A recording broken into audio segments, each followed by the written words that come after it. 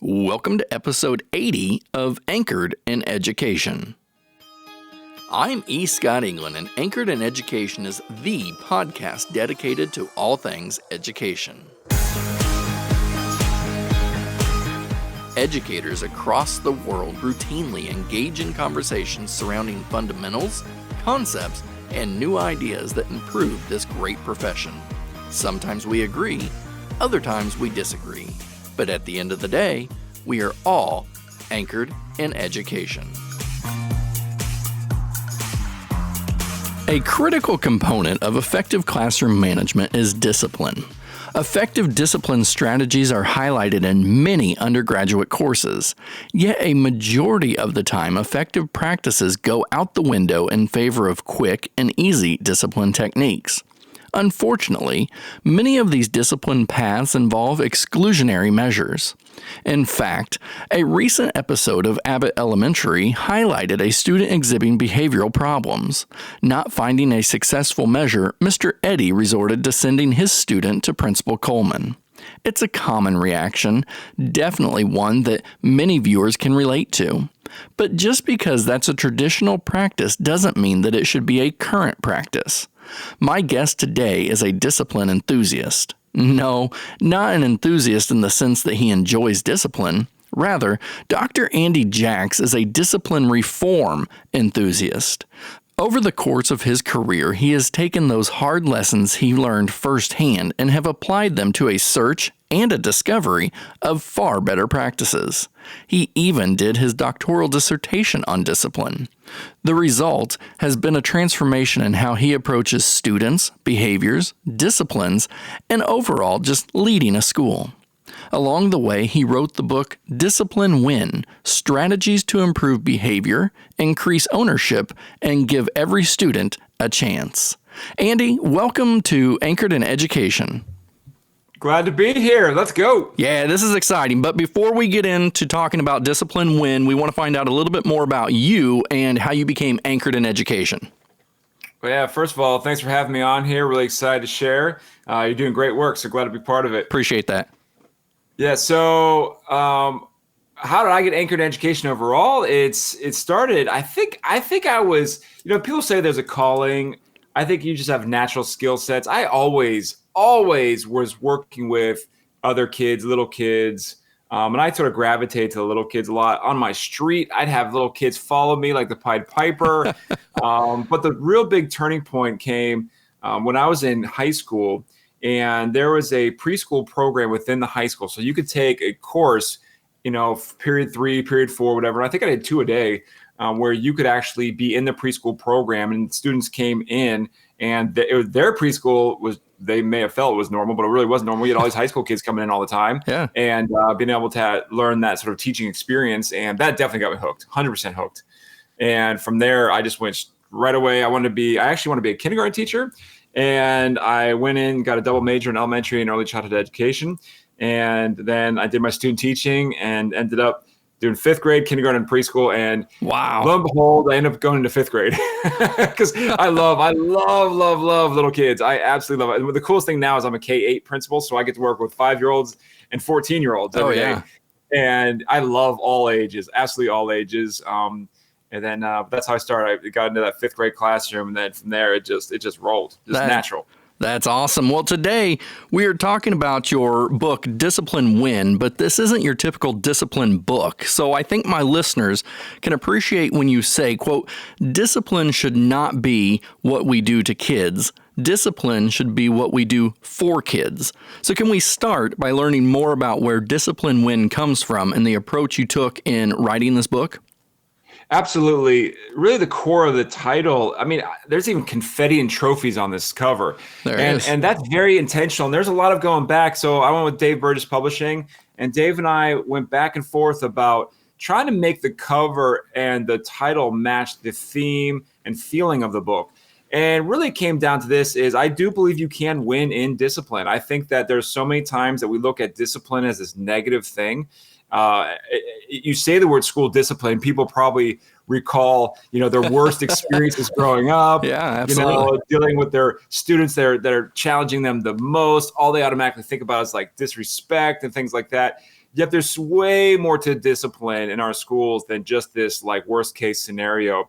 And in fact, I believe that if we took more of a motivational approach like we do working out, if you look at like discipline, and if you Google discipline workout versus discipline school, you will come up with two entirely different feelings with those images and words that are described. So if you look at discipline with working out, you get pictures of like The Rock flexing, telling you that you can achieve anything, put your mind to it, don't give up, I'll never give up on you kind of thing. If you put in discipline school, you get just negative, nasty responses and how woe is me a lot of times and just how negative everything is.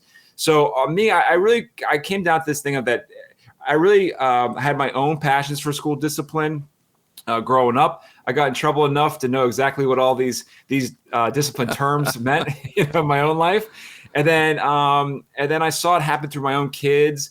I ended up doing a dissertation for my doctorate on exclusionary discipline for students with disabilities, and in that dissertation, I did research not only on the history of exclusionary discipline for all students and students, minority students, and students with disabilities and things like that, but also I actually did real research where I asked all the principals in Virginia that were able to eliminate suspensions for students with disability for a 2-year period, which is not very many schools were able to do that. And they helped me understand what was the most effective strategy for them. And we can get into that in a minute, but that sort of core thing to me realized that like, we think discipline different. A lot of people don't think about it the same way as the most successful people think about discipline. The most successful people in schools that talk about discipline, it's not a 4-letter word. It's something that they think that they should be doing, that is part of what school really is supposed to be, that if you really build relationships, create structures, and you truly do give students a chance from the very beginning, then you can get through this in a very positive manner and feel like you're still being successful, as opposed to like the world's out to get you. And with discipline, I wrote this because I feel like there's so many things we talk about in education besides the elephant in the room. And discipline oftentimes is that elephant in the room that we don't want to talk about because we don't know what to do about it. And I didn't know what to do about it. And I was trying to push forward a certain motivational agenda with my teachers on, okay, let's eliminate suspensions. Let's do the hard work. And I didn't always have a good answer for them on what we should do instead. So I dug deep and I did research and I put some ideas and strategies together. At the heart of it, the book is really about never giving up on kids and really thinking of every child as like a person that we're working through and working for. We're servants to them, not the other way around. And when you do that, it changes sort of perspective about how you deal with these most challenging situations. Sure. And now you mentioned just now and also in the book about the exclusionary practices when it comes to discipline. And that's usually, the first place we go. Now, I know that what the research says on that's not the best practice. And I know that there's not like undergrad courses telling our pre-service teachers, hey, when you have a problem, get rid of the students, send them out. But yet that is where we end up. In fact, I referenced in the opening of this episode a recent episode of Abbott Elementary in which there was discipline and it involved, sending them out of the room and sending them to the principal's office. So where do you see maybe that disconnect or that breakdown happening? I mean, it's how we grew up. It's how all of us grew up. It's on every movie. It's on every TV show, like you're describing. Yeah. It's what we knew growing up. And we don't really have a lot of options, nor are we actively trying to even put them in place. And it really comes down to me, it's like effective versus efficient. And especially when you get into the secondary world where everything's trying to be done quickly, you have so many things going on. And a lot of times, especially administrators at the secondary level, they're just bombarded with 1,000 different disciplinary situations that they have to deal with. And so sometimes we're trying to be very efficient, meaning that kid comes in, they did this, here's an automatic response we do, done. And not that they don't care. Administrators at the secondary level, like elementary, care deeply about their kids. Oh, sure. They're also trying to make all this happen and be responsive to the situation. But at the end of the day, that we get in this automatic mode, which we think can be helpful. Like we come into it with this, if I know that a kid punches another student, automatically they get 5 days out of school or 3 days out of school. Well, in some ways, that makes us all feel good about ourselves. Like, oh, we have a plan. We're on the same page. It's consistent. But it's sort of misleading because at the end of the day, those automatic zero tolerance policies are not the most effective. In fact, schools that use more of those are less effective with not just the actual discipline in their school, but the perception of how discipline is handled, as well as the perception of safety in their schools. All of those go lower the more you do more of a zero tolerance automatic disciplinary response like that. And I think for us to be more effective, not efficient, we really have to know the students well, know how to handle them, and kind of what next steps they need right now. But we need alternative solutions. And we need those as a go-to. Automatic support's not automatic exclusion. Yeah. So when we talk about check-in, check-outs, 2x10s, and all those other things, those should be automatic, in a way, very mandated, just like we would mandate exclusion. We also need alternative settings within the school, within the classroom, within the hallways, within, like these sort of micro changes in their educational system, so that it's not either in class like everyone else or home, or the office. Like really, it's like we have such limited options in school. And even when we try, a lot of times either society or our organizational structures, whatever it is, really kind of pushes us back into that box all the time. So I think that's the one piece with that exclusionary. It happens because a lot of times either people don't know what to do, they're too overwhelmed and they can't even think about it, or honestly, their structure of what they're doing just won't allow them to do it. Even if they want to do it, they just can't do it. Yeah. And then you automatically go into here we go again, same old thing, and okay, I can't do anything about it. Well, and I think it's a great segue into whenever you say there's not a lot of options. Your book is structured into 10 wonderful chapters that engage the reader, and I want to cover a few of those today, but I think it is important that we go ahead and start with chapter 1. This chapter titled Understand, Welcome, and Want Every Child. Let's talk on how we can shift from expecting how students should be to the much more favorable understanding and accepting them for who they are. Yeah, and I'm gonna sort of piggyback off of my analogy earlier about working out. If you have a personal trainer at the gym, and the personal trainer expected every single new client to be perfectly fit and to know what they're doing in the gym and to already have food and nutrition figured out, right? That we're sort of doing that to kids a lot of times. We're expecting them to have everything figured out by the time they even get here, but the reality is they don't. Nobody does. People don't. If you look at the society at large, we're a big hot mess, right? I mean, people fight all the time. They're nasty, they're rude, and they're very kind and they're very positive, and there's great things happening too. So sometimes we expect more than what society is for us. So I think we just have to do a better job of really, from the very beginning, let's take them all in. I don't care what you look like. I don't care how much money you have. I don't care what background you're from. I don't care what clothes you're wearing. I don't care how you behave. I'm taking you all. Let's go. Let's do this. And in my experience, teachers that do that really from the very beginning, instead of just saying, oh, I wish that kid wasn't in my class, they say, you know what, I'm going to figure this out. This kid's my challenge this year. I'm going to figure out what makes him tick. I'm going to figure out how to be successful. I'm going to make it happen. That self-efficacy and agency that teacher has will almost guarantee success for that child. But the reverse is also true. If a teacher says, I never wanted this kid in my class, I told you not to put this kid in my class, I want this kid out of my class, that kid is screwed. There's nothing that kid can do about it because that teacher already gave up on them. Sounds like you're talking about confirmation bias there. Yeah, and we can say no teachers do that, but that's not true, right? And the same thing for administrators, same thing for whatever. So as a school community, I didn't, in no way do I want to blame teachers for these feelings, because for every one teacher that struggles with this, you have another teacher that just crushes this stuff out. And when I wrote this, especially chapter 1, I was thinking, okay, what do those teachers do? From the very beginning, the teachers that are the most successful, what do they do different? And that was one of them. They take them all in. Let's go. I don't care who I get. I'm taking them in. But they also have a perspective on the whole situation. They get it. They get that they're not going to get perfect kids. They get it that every class, they're going to make the great class. It's not about I either get good kids or a good class, or I don't get good kids in good class. It's I will make whatever I get to be great. Yeah. It's like your excellence is not determined by your situation. You determine your excellence. And that's what we do for our students within our classroom. And so just sort of wanting everyone from the very beginning is essential. I think as a school, I gave an example in the book about having routines school-wide for every new student. You could do that within your classroom. I think that's essential because it sends messages out to all the rest of the kids that, yes, we want new kids.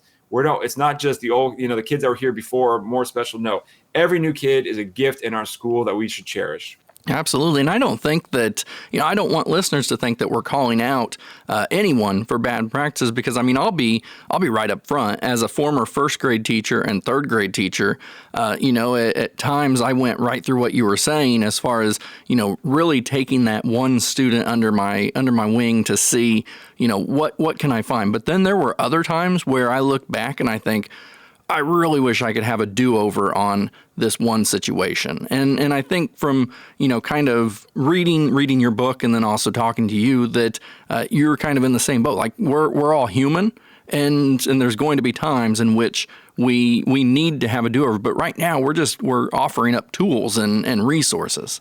Yeah, absolutely. And I'll say the same thing. Teaching is so terribly difficult. You're asked to be everything to everyone all the time, no matter who comes in your room, while you're dealing with your own personal issues at home and life and all that. It is so challenging. And on top of that, it's like the opposite of the NFL, where in the NFL you have like 5 or 6 days of practice, one day of a game. They're game day every single day. They have to be game ready, game mentality, and they can't have any bad plays. If they have any bad plays, they're all over ESPN SportsCenter just like the players are, right? Because everyone hears about it. So I think it's so challenging. But that's why we have to be so vigilant about protecting our own mind and how we think about situations, how we think about students, our own bias, and all of that, our own history about discipline. All of that kind of matters whenever we're interacting with students. And then just this idea that like you're going to have situations in your class that are just not going to be perfect, and it's okay. Yep. It's what we do about them. It's how we prepare and structure and just go into every day. Just, what, even if yesterday was a little bit of a, you had some stuff going on that didn't work out, just be honest with people. Be honest with your class. Be honest with your parents. Yeah, I did something that didn't quite work out. I'm going to try to do something different today. It's going to be better. Let's circle up. Let's huddle up. Let's figure this out together and move forward. And not only does that help the students, but of course it helps your own well-being as well. Oh yeah, and the social capital you build whenever you're vulnerable with parents and other people. I mean, just unreal. So let's jump to chapter 4. You talk about how we need to understand root causes and how they affect behavior. And you give some strategies to use for a root cause analysis, like the 5 whys, the causal factor tree analysis, and the relations diagram. While you mentioned that strategy chosen may be more of a preference of the person, does the situation sometimes point to the better strategy to use? Yeah, I think that there's some questions I would ask before, on the flip side, like how much time do you have? Depending on the strategy. Some strategies are faster than others. Like if you do 5 whys, it's a more of a faster pace. Like, okay, this happened. Okay, why did that happen? Because of this. Why did that happen? Because of this. Why did that happen? Because of this. I would also say, how much information do you already know? And are you trying to get into the root cause of the individual? Or are you trying to get the root cause of the situation maybe? And sometimes you don't know which way you're going with it, because there's a lot of times we get into specific situations on why students behave, and it has to do with their own trauma or different things like that. And that's why, like for a student with trauma, you don't want to do things like timeouts and all that, because that just reinforces this feeling of neglect and, people don't care about me and they're just putting me in a corner kind of thing. So the individual situation really matters a lot, but also if you get into things like, your like a root cause analysis, like a causal factor tree kind of thing, you're really looking at sort of situational things as well. Okay. And like how structures are in the classroom. So it's kind of like, am I looking at my own practice on how I work with students, or am I looking at maybe why the student is doing what they're doing? And that's why one may lead more to the other. So you probably want to identify that first before you get into any of these strategies. Like again, the 5 whys start to get into more of a personal, maybe that student. But I think it's so powerful to look at your own practice. And I also think, are we forcing people to look at their own practice, or are they asking to look at their own practice? Is this like a reflective piece that I am choosing on my end? Because if I'm choosing on my end, well, then I'm going to be pretty open and honest about my own practice, which is where we all should be, but that's not the reality. I've been in a million situations all the time where I feel like, oh man, I didn't do anything wrong, and then I'm not in a good headspace, right? You have to be in a pretty good headspace in order to be that reflective. In order to look at your own practices. But if you do look at your own practices, like in the classroom, how every little thing, from how you line up to how you organize your papers, to how you turn things in, to how students get pencils, to how they go to the bathroom, like all of those things matter. And that's where you can start looking at sort of these multiple causes into situations to figure out which one is the one that's impacting it the most, and which of these can you actually do something about versus ones you can't do anything about anyways. Because I think that's one thing to think about. We always talk about, I don't say always, there's a lot of times we talk about situations and things that we can't control. Oh, so absolutely. You start to narrow down what are those things that we actually can control. And that's one of the reasons I really like digging into root cause, because sometimes you get into this idea of like, well, I can't really control a student anyways. So a student has trauma, or they have a history, or they have anger, or whatever, or they have a disability. Well, I can't change that, right? But I can support it. I can do something about it. So it's like, so what? Now what? What are you going to do about it? And so those strategies are really effective, but you have to know how much time and focus do you have? Do people want to do this in the first place? Are you forcing it on them? And then ultimately looking at maybe that one thing that you can do different, right? At the end of the day, you should have a practical, if you do this right, you get at least one thing that is a practical takeaway next step. It could be one little tiny thing. And that to me is a huge success. It doesn't have to be changing up the whole educational system. It doesn't have to be changing up the whole educational day. You can get one little thing you try and do different, and you're moving in the right direction. Absolutely. I love what you talk about in the reflective practice, and it can be a powerful and resourceful tool. It takes time. We have to practice it like we would do anything else. Let's shift. Let's talk behavior and extrinsic motivation. Found in Chapter 7, you discuss why we should shift from external rewards to self-regulation.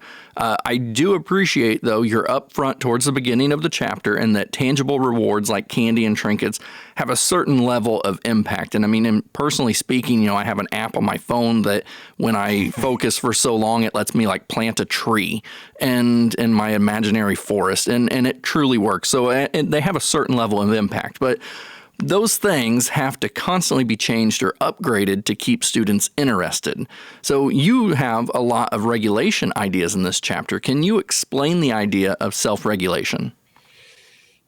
Self-regulation is the core of self-discipline. It's this whole idea of this, like the ancient Greek saying of like, know thyself. You have to really understand yourself, know yourself. It really gets into that like SEL core components from Castle on, and there's so much to self-regulation that is really, really challenging. Most people are terrible at self-regulation.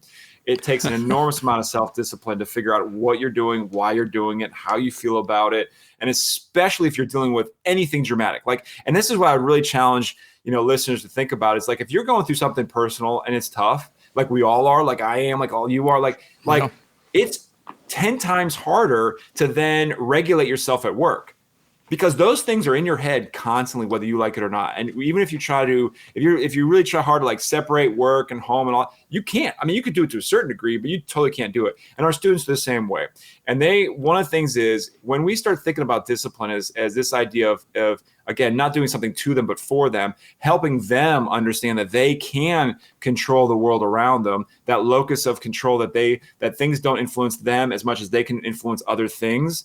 And when they build that sense of self-efficacy that, yes, I believe in my heart that I can affect those things around me, then that has a dramatic effect on their behavior because they start to gain that feeling of control. Even if they don't literally control everything in school, they feel like they can control more, which then inevitably helps them think about what they can do to improve their lives versus I can't do anything to improve my life, so therefore I don't care. Therefore, I'm going to behave anyways because it doesn't matter what I do because anything I do, I'm going to get in trouble anyways.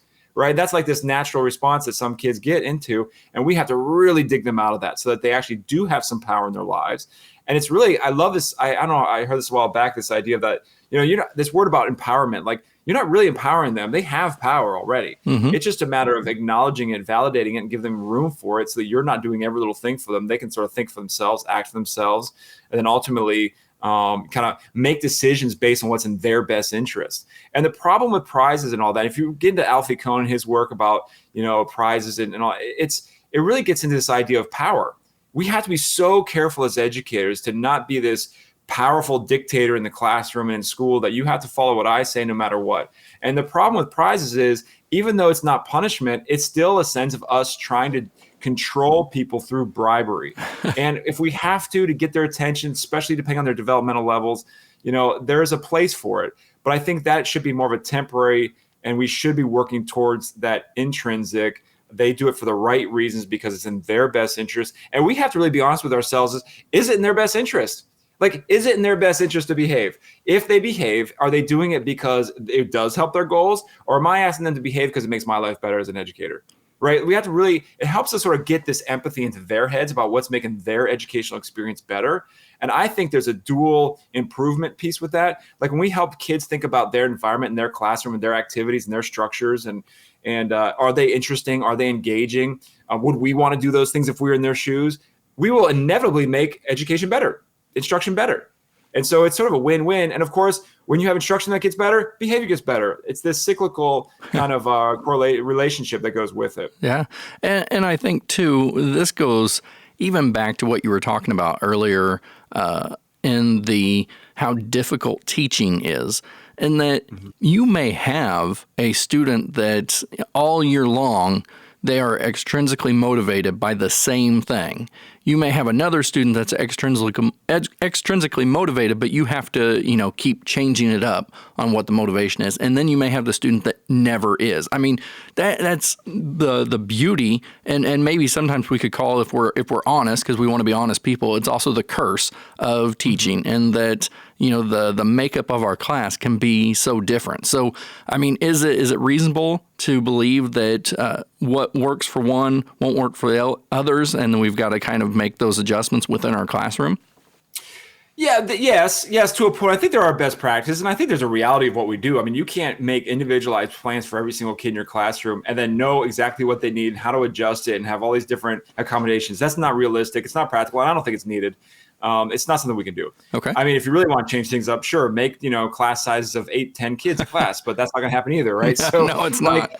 Teachers would try to deal with 30 kids in a classroom and know every single one of them and change them up. Oh, and at the secondary level, they may be doing that 5-6 times a day. Yeah. So I just think the reality is that you do the best you can, but there are some practices with instruction, and that's where, again, we got to stop worrying about what the other kids are doing. We got to stop worrying about what we are doing, because we can't control them. No matter what we do, we can't control them. But we can control ourselves. And just like I was talking about having students have self-regulation and students having this sense of self-efficacy and agency, we need to remember that at the end of the day, we do have a lot of power. We control everything in their lives as far as school goes.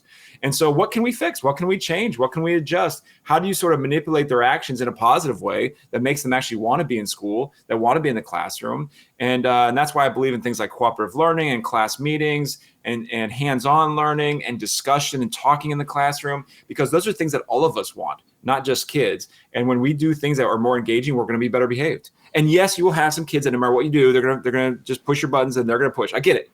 But every time we talk about discipline, we can't bring up the worst case scenario, because our job is to get those situations down, to whittle it down and whittle it down and whittle it down and whittle it down. So it's just handful, 3, 2, 1, whittle it down, right? Are we gonna get every single kid every time for every little behavior? No. And we got to stop worrying about that. But can we get the most kids and have the biggest impact, which will inevitably be contagious too? These things get contagious when classrooms are structured, when they're organized, when there's repetition, when kids know what is predictable with those lessons, when the behavior of the adults is predictable and reliable and positive. Those are very powerful tools that we can do and fix in our classrooms that have a huge impact on all the kids, not just kids that are struggling. Yeah, sure. All right, before we go, Andy, it does not take long to see just how student-centered this book is. And actually, it doesn't take long in this episode to hear how student-centered and student-focused you are and how passionate you are about this. But while it may sound odd, since we should always be student-centered as educators, I believe that discipline approaches are often not student-centered, like we've discussed. Quite possibly because, it's what we're used to. It's old-fashioned. Discipline is easier to employ, on what we grew up with. So in an effort to show how impactful discipline win strategies can be, what recommendations can you give today for someone out there wanting to take that small step in improving student behavior? Yeah, absolutely. Again, one of the biggest things is to create routines that are positive, that build relationships, and that are reliable. That kids know it's coming, they know why you're doing it, and it's repeated over and over and over again. Now, that could be routines that you create with all the kids in your classroom, so that every day there's interactions that are positive that they are a part of. And it could also be how you interact directly with individual students. A lot of times there's students that struggle the most because they get so much negative attention from us. We tend not to proactively give them this positive attention, because it's like, okay, you got enough of my time today. And it's a natural reaction we have. It's nobody's fault. So we have to be very more front-loaded, proactive to make sure we give those things. Example, like 2x10 strategy or check-in, check-outs, where every day and it may not be you. I mean, honestly, like the reality of you connecting with every single student personality-wise is not realistic either. And it can be other people. There's everybody in the building plays a part in this. All of our kids are all of our kids. We should all sort of interrelate with each other. And that's why things like we have behavior buddies and reading buddies, where, you have kids at different grade levels that are connected with each other, student leaders, student mentors, peer mentors, but adults that, some of our best check-in, check-out buddies were the secretary, with a custodian, some other teachers, a parent maybe. And really just somebody has to have a great relationship with every single student in that building. And then ultimately being just so intentional about how we interact with kids, and that every single day we give them a chance. Every day, no matter what happened before, all right, let's bring it back together. It's okay. And then ultimately you could change, you change behaviors in the long run. We play a long game here. This isn't a fast thing. If you want to change, you could change it in a tough way. You can change things fast, but it's temporary. Right. If you want to change things that are lasting, where you really make a difference, it's through that relationship. The relationship is the conduit for them to even listen to anything you're saying and actually care about what you're talking about. That only happens if they have a relationship with you, if they care, if that whole Rita Pearson, if they know that if you care about them, then they'll care about you and they'll listen to you. Yeah, absolutely. I love the all hands on approach to and utilizing everybody in the building, because, really at the end of the day, it's a collective effort of everyone in that building, students, staff, everyone. The book is Discipline Wins: Strategies to Improve Behavior, Increase Ownership, and Give Every Student a Chance. Andy, thank you so much for joining us on Anchored in Education today. Yeah, man. Great to be here. Let's go. Let's do this. You can find Andy on Twitter @_AndyJax or on his website, andyjax.com. Before I wrap up today's episode, don't forget to head over to my website, escotengland.com, and click on the Read More link to read more about Andy. And don't forget to subscribe to Anchored in Education on whatever platform you get your podcasts. Clearly, Andy is passionate when it comes to talking about discipline. I was thinking during this interview how we need more people to be as energetic about discipline. Then I reflected a bit on that thought and realized I was a little off. We need educators who are energetic and passionate about bringing students to discover the best version of themselves. Students are always evolving, as are we. We cannot expect 21st century students to adhere to 20th century practices. A lot has changed. A lot continues to change. However, the one constant is our job to support children. As the back of Andy's book says, we became teachers to, quote, educate, uplift, and inspire all students. It's hard to do that if we are using exclusionary practices. I opened this episode talking about a discipline situation on a recent episode of Abbott Elementary. Sending the student to Principal Coleman's office did not help Mr. Eddy. Instead, he used what he knew about the student to reach and engage him on a different level.